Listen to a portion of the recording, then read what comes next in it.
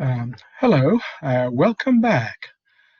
Now, so let's take a look at the ratios, valuation ratios, because we've been talking about price earnings ratio and how it is related to the growth rate, and but in our last video we also discussed um, what other than price earnings ratio, what are the relevant ratios? And we talked about price to book ratio, book value per share, right? Price to cash flow per share, price to sales per share ratios, and how they in a way complement what uh, the downside of the price earnings ratio, because earnings data can be manipulated by the company. But anyway, this is Microsoft. If you take a look at the financial highlights of Microsoft, and that is 2012 data. That's like 8 years old. I will show you a more recent data, but looking at this table is very insightful. It will give you very insightful uh, peek into uh, its fundamentals, Microsoft's fundamentals, because knowing a few ratio variables, right, that gives you already it really makes the story complete. Your understanding will be more uh, complete by connecting and connecting the the reasoning behind, the logic behind these ratios. When you look at the table like this, don't just look at the numbers, because numbers are what appears on the surface only. Look at the logic behind those numbers, right? First of all, let's take a look at the valuation ratios. Valuation, uh, price earnings ratio, and market price to book value per share ratio. They are all, very representative major valuation ratio. And there's price to sales per share, price to cash flow per share. Now take a look at this, P ratio. It is 10.3, but it didn't just come out of, don't just look at the number. Actually, look at the price earnings, try to calculate price earnings ratio. Now, it's market price to earnings per share. What's the market price? Market price is really the raw data. Market price is really the raw data, because it's,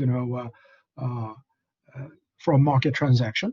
Then try this. Oh, just, by definition, you enter, right? 28.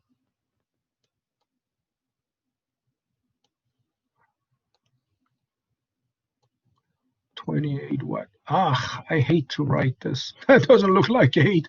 28.25. Okay. And what's earnings per share? Also, earnings per share is a primary data, but of course, we will get to earnings per share. Look, what is earnings per share? Earnings per share is literally EAT, which is net income, and net income is also primary data, because it's straight from the income statement, right? We didn't do anything further to that data. So that EAT divided by number of shares. Number of shares outstanding, that's also primary data, raw data, right?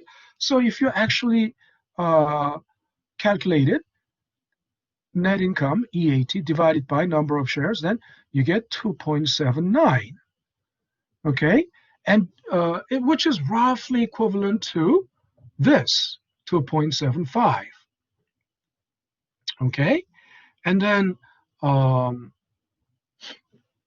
this discrepancy is, due to a lot of roundings, because there's been a lot of roundings going on, uh, and then even so you get, the earnings per share. Now, so then, let's find, if we get, how we get, so price, which is, primary data, divided by earnings per share.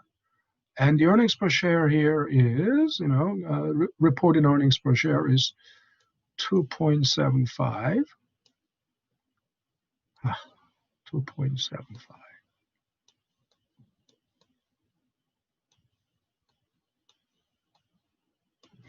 And see if you get that number, 10.3.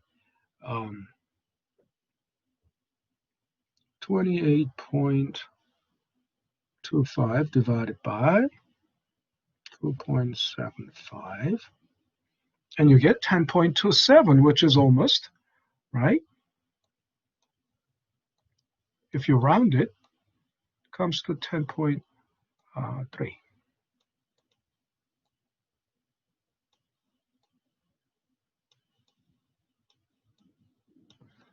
Ah, okay. Why is it so difficult to write 0? Give me 0.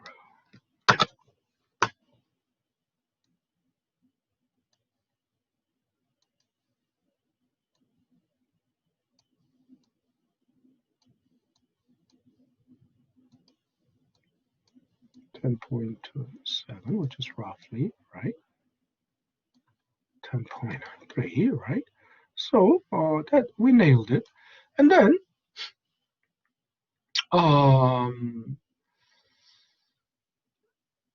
and also here, market capitalization. What is market capitalization?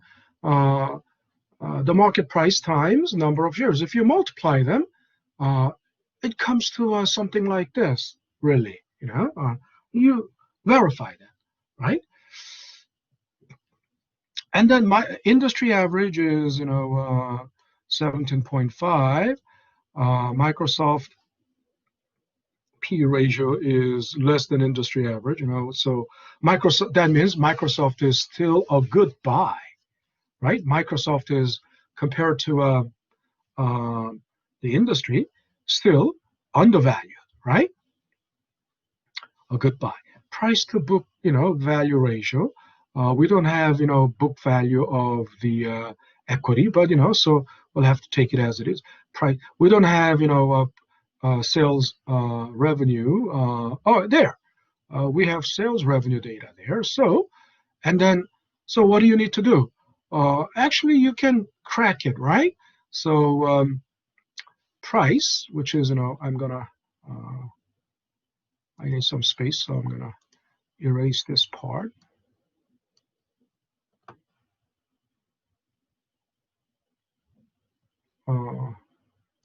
It wasn't necessary. Price,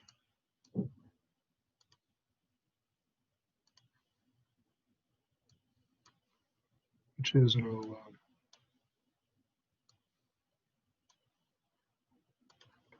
28.25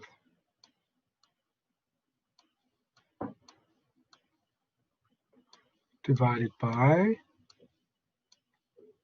yes, sales per share, right? So 71.12 billion, right?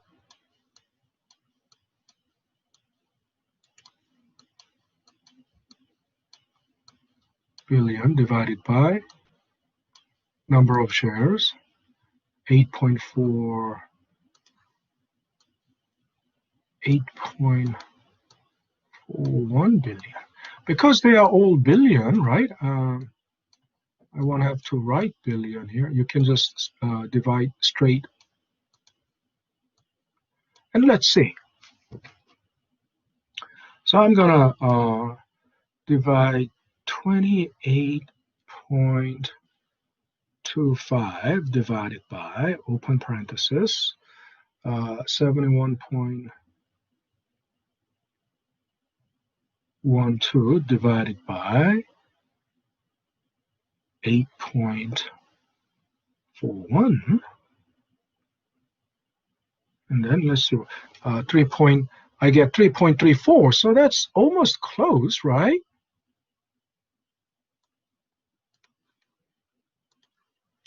And yeah, 3.3. I mean, if you round it, right,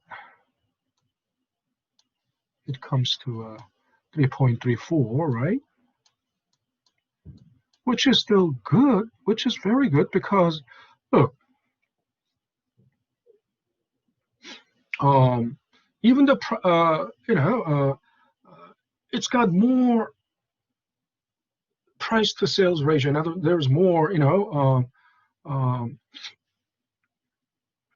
price to sales ratio is better than industry average, right? Which means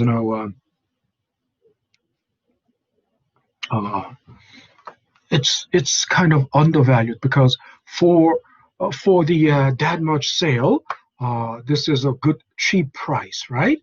And we don't have this data, cash flow data, so we can't do that. But PEG ratio, we can do that. Growth rate, we don't have growth rate. We don't have.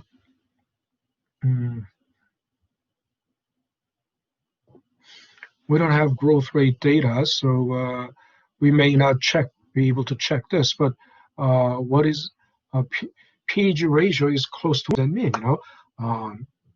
Microsoft is exactly valued or justly valued, right?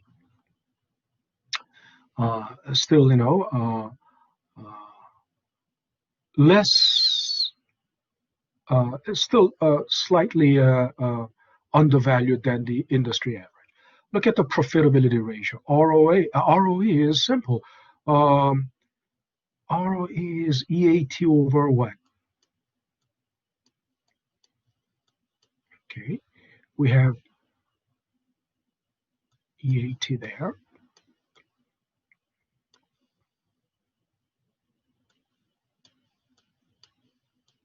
Over equity, total equity. We don't have book value of equity, but we have, at least we can have, market capitalization of equity, right? Market value of equity. So, but we also know earnings per share times number of book value of equity is earnings per share times number of shares, right? So equity, which is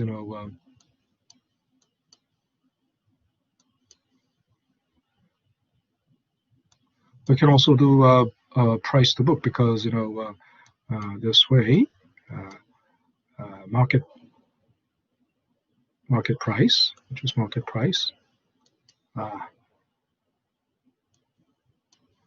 over where we have earnings per share times number of.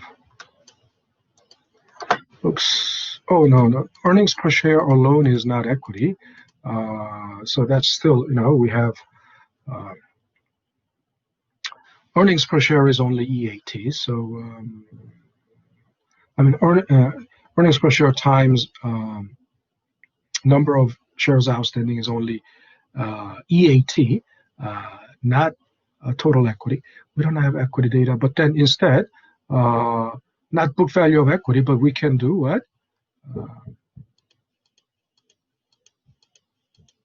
We can use market capitalization. Okay, market capitalization. That's market value of equity, right? Not book value of equity. So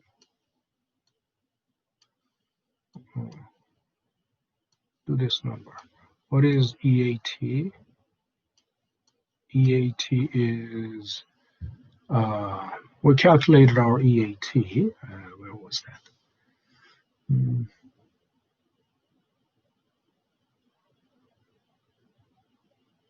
Calculate EAT somewhere.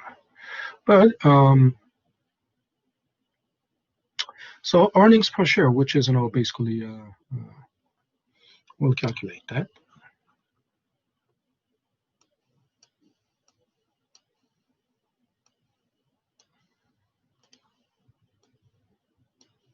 which is EPS times. I believe we have net income. There we have net income, right? So net income, which is EAT, right?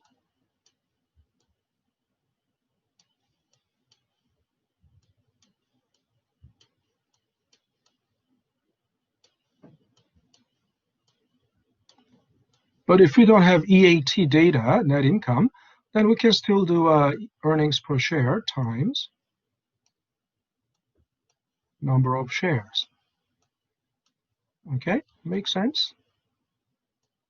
You should be able to, you should be able to identify the relation or connections between the data, not just, something you just, browse.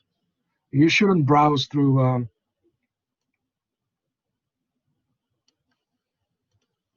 you have to verify and confirm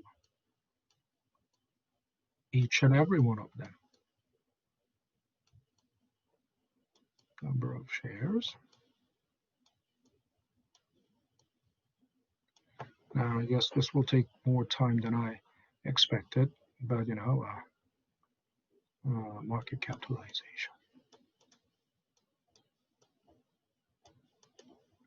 Right.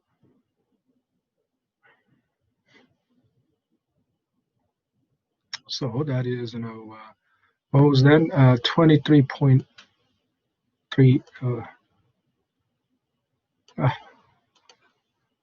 23.48 billion. I'm not going to write billion because we are anyway, it's just a ratio, and we have billion against billion, so billions against billions, and it's 233.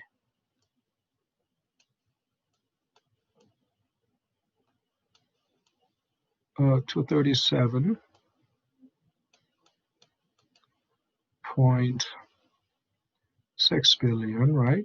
So you take this ratio,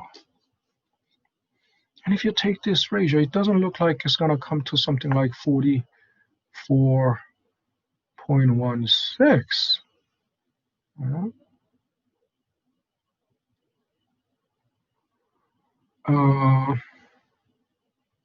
I don't know how they. So this is why you need to verify, because if you do this, it won't be like 44, right?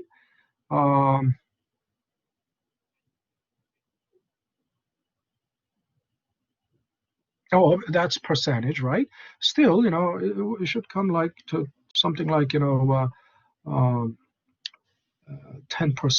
Anyway, 23.48 divided by 237.6, and this comes to at best 10%. So this is curious how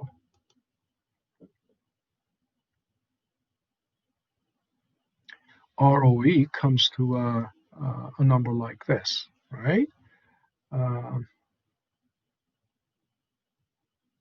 So we'll need to dig further, because either we need to get the book value of equity, and the book value of equity, looking at the price to book ratio, which is 4, that means market price is, at least like 4 times the book value per share. So if you use,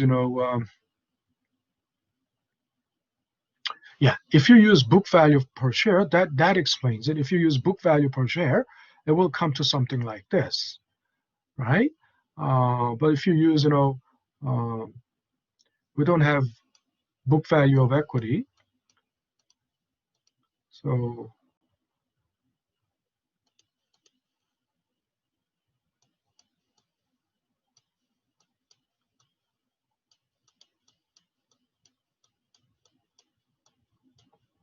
book value, right? We don't have book value of equity, so we should have used book value of equity. But if you use market capitalization and see market prices like 4 times, the book value, so that explains it, right? If it's 4 times, so if you divide it by something, 1/4 of that, you would come to 44%. Otherwise, you would come to almost 10%, right? 9.8%, or 9%, right? Something like, if we used, a book value of equity, right? It should come to, so that explains it. And return on assets, we don't have. And operating profit margin is what? It's EBIT, right? It's the ratio between EBIT and the sales revenue, right? And so we don't have time to check all of these, but try this. EBIT, we have EBITDA, right? EBITDA, which is EBIT for our purpose, right? And then you divide it by sales revenue, right? So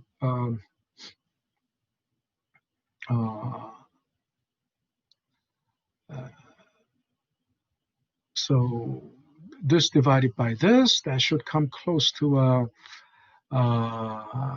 if you divide this by this, that should come pretty much like, it should be more than 30, but it's EBITDA. If it is just the EBIT, but let me check the number, right? Dividing 30.15 billion, and you divide it by 71.12, and you really arrive at almost like 42%, right? 42. But it's the difference between EBITDA, right, and EBIT. So hard to let me copy something.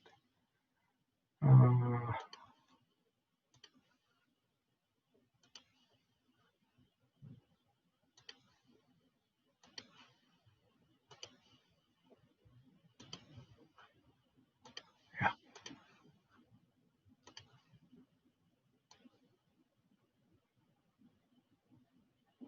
Roughly, right? But it really is, it should be like 42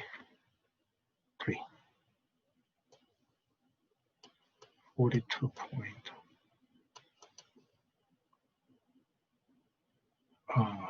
439.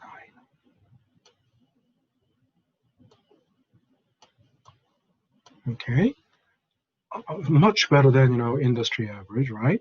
E8 net profit margin is basically E8 over revenue, and we can do that.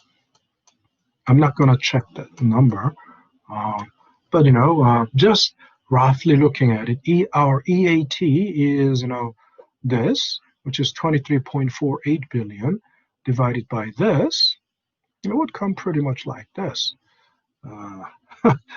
Let me. It's just it's me. I'm itching to verify the number. So 23.48 divided by 71.12, and you get really 33. Yeah, you get exactly this, right? You'll get exactly.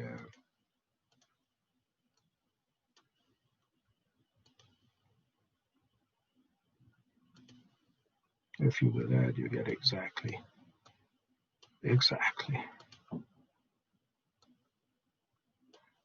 that. Okay, so this is as of 2012, and I thought we could finish this up today. We got and it will. We just have just with this one more topic. I hope we can. Well, let me push the limit. Okay, let me try to push the limit. I'm gonna show you the latest because I took the from Yahoo Finance, right? Let me share this with you. I'm gonna have to stop sharing this and then share. All righty. What's going on? Oh yeah, you're seeing that, right?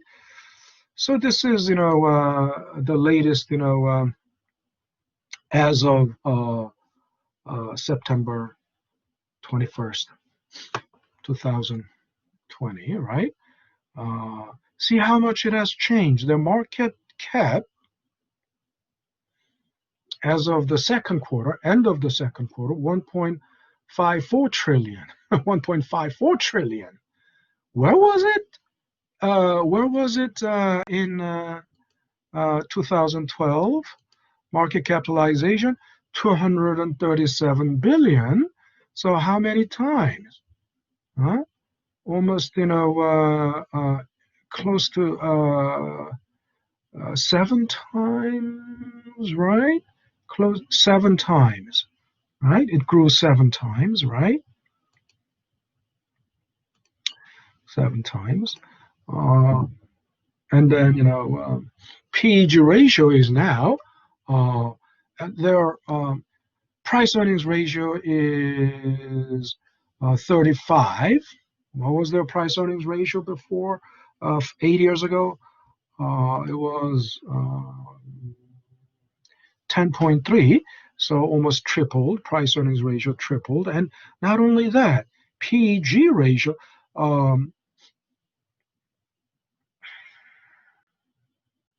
which was close to 1. PEG ratio was close to 1 back in, now it is 2.42, right? And that means, Microsoft has become a more expensive stock than before, right? Than 8 years ago. Price to sales ratio, price to book ratio. Price to book ratio is now almost 13. Where was it, years ago? 8 years ago, price to book ratio was 4. So it's almost 2.5 times. For 3 times now. 3 times. Enterprise value. Enterprise value is divided by revenue. Enterprise value is like total market value of the asset, total asset, market value of the asset divided by revenue, and total asset market value of the asset is 10 times the revenue. And what is the most recent revenue? Here's the other data.